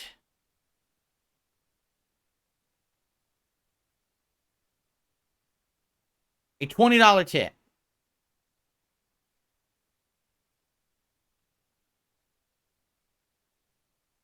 I'm a little late with this. During the first run of Alone in the Dark, you're surprised Carby died from water, as you called it. I think the commentator is drowning. They made it instantaneous, because what's the point of staring at the screen for 5 to 10 minutes watching him die? People have survived being submerged for 20 minutes. Well, I think it was just weird because, like, for example, if that scene was going to... I think it would have been better if it was more supernatural. Like, for example, let's say he gets sucked into the water, right? And then all of a sudden, like, a jump scare happens. Like, something comes out of the water and eats him. Or a scary flash scene happens in your face. Like, ah! And then all of a sudden, he's back at the bottom of the staircase and it starts filling with water again. And now you have to run up again. That would be better than just, oh, he instantly died. Reload. What? I just think that this scene was done poorly. I understand what you're saying. Yes, you don't want to see him slowly drown. That would be boring. But by the way, we should also call out the fact that if it really was filling with water, okay, he could just swim up the fucking tower anyway. If it filled with water, he could literally just swim upwards and survive, or at least get to a door that was going to open. So again, the whole scene kind of doesn't make sense. The instant death water. I understand you're trying to justify it, but basically it was just a silly mechanic they used, and I called it out and made a silly observation. Nothing too serious. Let's see here. I received a $1 tip from Kirk. It's all my fault. I'm sorry. Haters on Afuera. It's totally all Kirk's fault. 100%. He went back in time in a DeLorean, and he started the hate movement against me. In truth, there always was people who were hateful against me, but it definitely was the Ret Super Eye or whatever it was that they razzed me and made fun of me.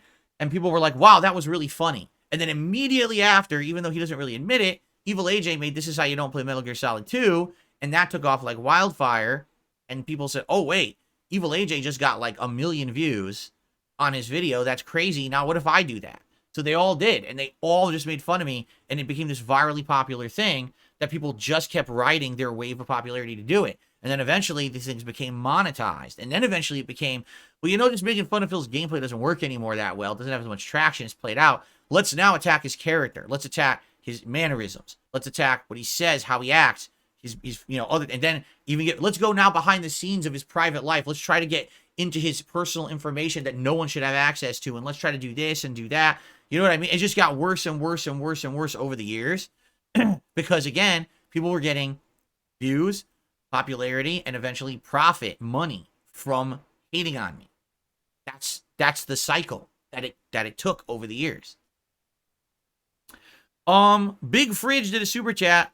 He says, why don't we harass side scrollers? Because we don't harass anyone. As I've already said, I said it right here during this podcast. You don't fight fire with fire. Just because someone has treated you badly doesn't mean you wish them ill. Which is happening now with Review Tech. I don't want him to have a bad life. I don't want him to be going through stress. I don't want him to be going through bad things. I want him to have a better life. Because maybe if things were going better for him, he wouldn't do toxic content. Right? Right? So even though things apparently are going bad for him, I actually wish him the best. Right? I do. I don't want anyone going attacking other channels. I condemn that. I would rather just have you sit here and hang out with me and enjoy the positive content than go propagate more negativity across the internet. There's already more than enough toxicity and negativity on YouTube. We don't need to be creating our own. Okay? That's my mentality. You could completely disagree. That's where I stand. Fair enough? Okay. Mav Strike did a super chat. He says, if the trolls are a problem, why not hop off the internet secretly and get a normal job? Number one, you want me to quit my dream job that I love because of a bunch of fucking no-load trolls on the internet. That's what you're literally telling me. I should quit the best job I've ever had that I love doing, I feel, is helping people on a daily basis in a positive way. You want me to throw it all away because of a bunch of troll people on the internet. I mean, I don't even have to say anything past that, do I? But I will, all right? But, I mean, that's number one. You don't let these people fucking beat you. What kind of world is that? Oh, people, I'm facing adversity. Let me run from it. No! You face it head on. You challenge it. You persevere through it. You don't quit. That's ridiculous. Okay? Now, on top of that, you know, when it comes to this job, it's the best job I've ever had. I'm my own boss. I've seen tried and true over the years, no matter what, people support me, no matter where I go or what I do. Whether it's on YouTube, whether it's on Twitch, whether it's on a third-party site for 2 months like Whip TV, whether it's on a social media site, wherever it is, people are going to follow because they actually see through the bullshit and like me and want more content from me, and that, you know, and I appreciate that. The actual positive community is an amazing one.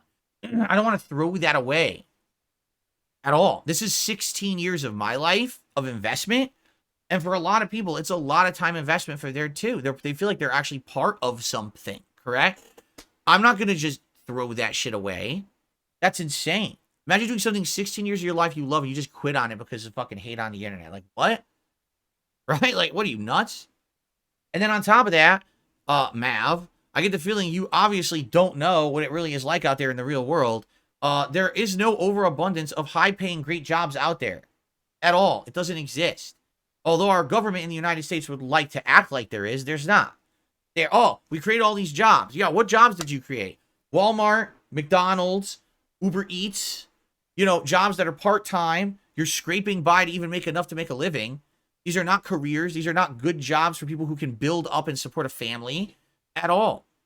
These are, you know what I mean? This is what our government has created for us. A service-based economy that's terrible. And it's hard to hold a job. It's hard to find a job where you can get health care. It's trash. You know, I would literally, no exaggeration, would probably have to hold 2 to 3 part-time jobs because no one would hire me full-time because that doesn't even happen anymore. I'd have to have 2 to 3 part-time jobs, juggling them constantly, sometimes probably working more than one job a day to try to make ends meet. That's how it is in America right now. Things could change. It'd be great if they did, but that's the reality we're all living in. It ain't the rainbows and unicorns that the news likes to spread. Oh, didn't you know that more jobs were created? Yeah, what kind of jobs exactly? What kind of hours at those jobs? Please give us information on the jobs that are being created rather than just saying jobs, because that doesn't mean anything.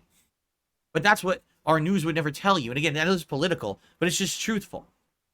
If I were to stop doing this for a living and try to go out there and get a job, I could do it. Right now, I could go work for any fucking retail job, any restaurant. I could just go right out there right now and work these jobs, and I would bust my ass and not make as much money and make a living that I do now. There's no point. America is broken right now. America needs to be fixed. Okay? Okay. Anyway, let's continue. Wow, a ton of gifted memberships just came in. All from Nathan Smith. Congratulations to... Oh, I can't see these two. The first two he gifted, I can't see. They disappeared for some reason. Hold on, maybe I can do it this way. Doesn't show them. Son of a bitch. All right, well, thank you. Nathan gifted 7 memberships to the channel. 2 of them went to individuals, and I can't see them. They went away. But congratulations to Yunner Ostrander, Demolition Daddy, Radical Jaws, Cracker Jacks, and Frankie Flathead, who all just got a gifted membership as well. If you got a gifted membership from Nathan, please be sure to thank Nathan. Okay? And thank you, Nathan, for supporting the channel. BB Phil did another super chat. Can't you claim revenue from some of these hater channels? I wonder how much money your brand generates in total per month, including every hater channel. Here's the funny part about that. That's what Machinima said that they were doing. I don't know if they ever actually did it, because they never actually paid me that. All right? But Machinima claimed that because I was part of their partner network, okay, that all the content was under their umbrella, and if anyone was using my content for their own, even if it was legal, like you could say fair use, because someone cut my content up and put it into their hater content. But the truth is, supposedly, right? Apparently, the ad revenue is owned by the original creator, which is why when I'm on YouTube and I'm making a video and some bullshit asshole claims my video because there's something in it, I'm like, but that's, what are you talking about? You know, fair use, yes, I can legally use it, but it doesn't entitle me to the ad revenue. So that was Machinima's take. Machinima's take was, oh, we could just claim whatever. So apparently they went out there and they were blanket claiming anyone who had my videos in their content. And of course, people blamed me for that, even though I wasn't even involved in it. Like, I never was told, oh, these are the videos we're claiming. I was never given a stat. Oh, here's all the revenue we're pulling from those channels. Never. And I don't, to be honest, I don't think they ever paid me for it either, because I never saw like an increase in income when they claimed they were doing it. I think they kept it all for themselves if they ever did it. So it is what it is. You know, but here's the truth. I don't know what the legality is or not. Machinima felt it was legal. I can't confirm or deny. I'm not a lawyer. I don't know about fair use law, copyright law. That's for courts to be hashed out or whatever. But basically, I don't even know what else, how I would go about doing it. From what I understand, these major corporations, you know, they get themselves into YouTube systems somehow to get their content flagged or whatever. But YouTube is not going to take my daily videos every day. I'm a little small-time guy. They're not going to take a video that has a few hundred views and load it into the content ID system, you know, for free, and then have that match to other people's content. It sucks because you're right. All these people are making money on my name by slandering me, and they're using my content to do it. Abso-freaking-lutely. I should have the ability to do something about it, whether it is to shut down the content, to flag it as unmonetizable, as bullying, to get the ad revenue on it myself. But there's no clear-cut path on YouTube to do any of that unless I get a lawyer, which I can't afford, and then maybe they'd work with YouTube to figure it out. But like I said, again, you don't fight fire with fire. You don't. I don't see the benefit of that for me. For me, it's just make the content I'm making every day and enjoy the life I'm having and living and just focus on the positive, right? Okay.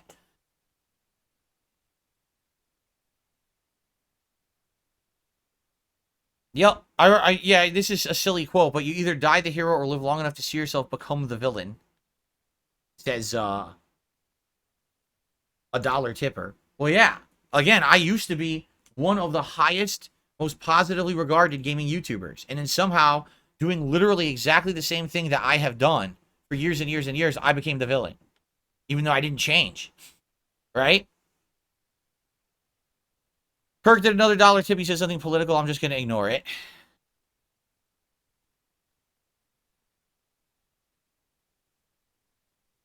Okay.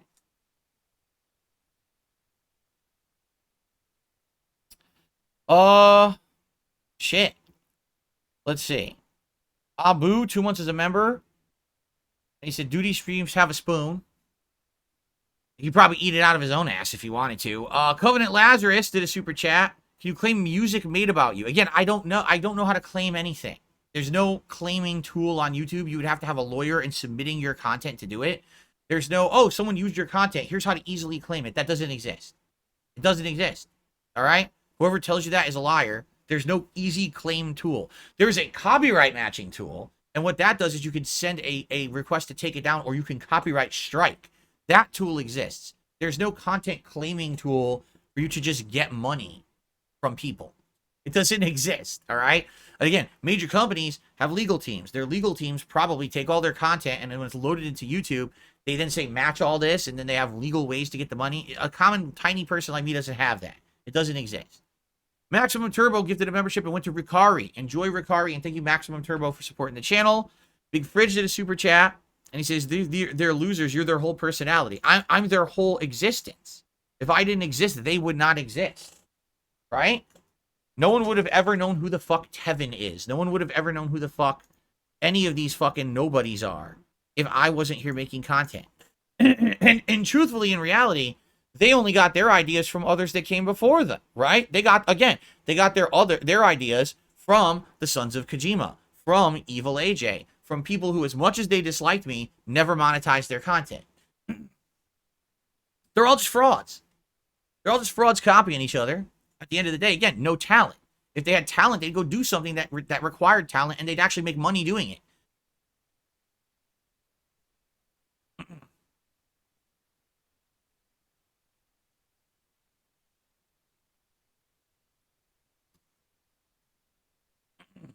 Okay.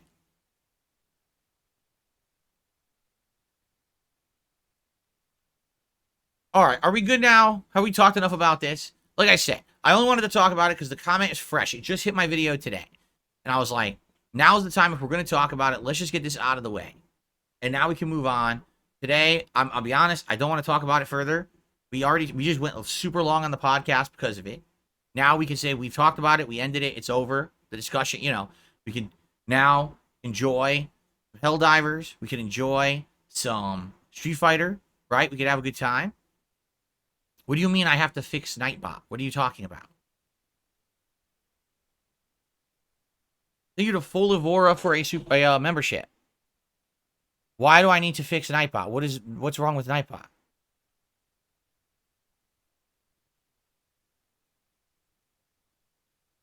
I don't even know what you're talking about.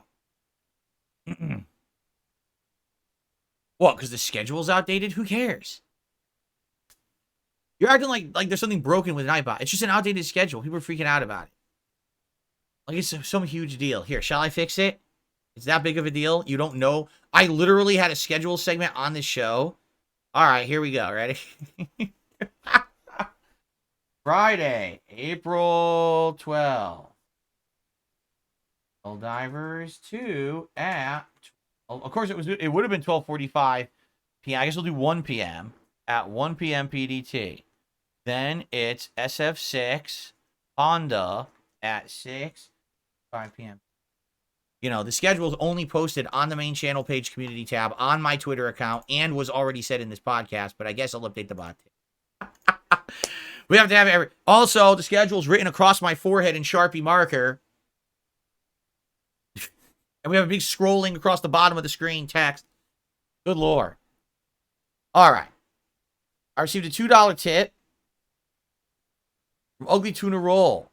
Yesterday, I was enjoying your Bloodborne Redemption run. It's a good playlist. Cheers from Slayer from Aerosmith Baby. Oh, he says cheers and Slayer from Aerosmith Baby. There you go. Yeah, that Redemption run is so good. Because I actually learned the parry mechanic.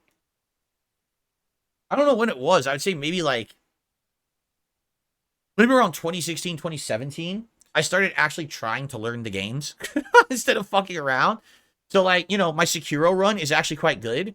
My Redemption run of Bloodborne is actually quite good, where I'm actually learning the systems. And there's still rage and stuff in those playthroughs. But, yeah, that Bloodborne second run, the Redemption run, is super good. Because I'm parrying everything. I'm getting great visceral attacks on the bosses.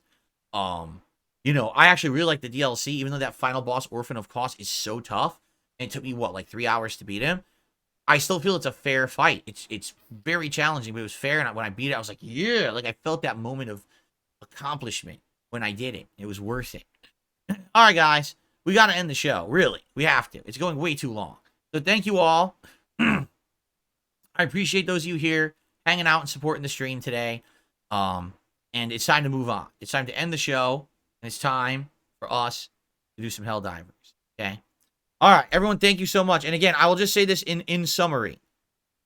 All right?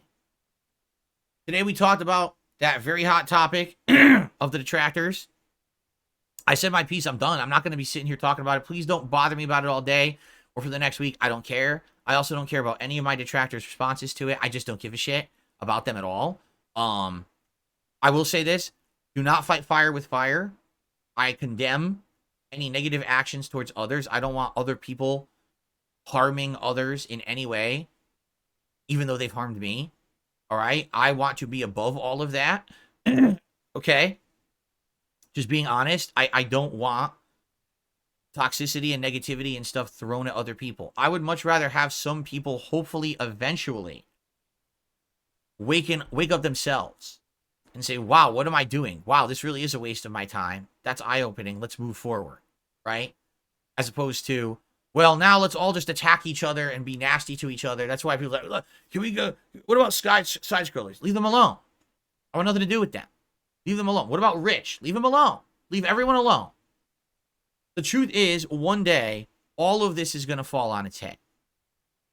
It is. One of this it's just going to blow up for them. There's nothing they can do. There's no way. This whole thing has been an insane ride anyway. And if they actually think that this is going to be something that's going to last, No. It's just, right now, the internet is kind of like the Wild West. It still is, to this day. Even though these businesses claim they have terms of service and everything, they're so selectively enforced, they don't give a shit. So one day, it will all come back to bite everybody. But I'm not going anywhere. You know what I'm saying? So, don't worry about it. Don't retaliate. Don't do nothing negative to anybody. Just everyone relax. Sit here. The best way you can support my efforts to be positive is to come support the positive content and hang out with me. That's it. I don't want anyone doing anything negative to anybody else. I condemn it. Don't do it. I will be upset with you if you do. Okay. Let's end the show. Thank you all. Boy, I'm glad that I'm wearing what I'm wearing because it's already pretty warm in here. We haven't even begun with content yet. Thank you all for watching. Let's end the podcast and let's get to gameplay. See you tomorrow.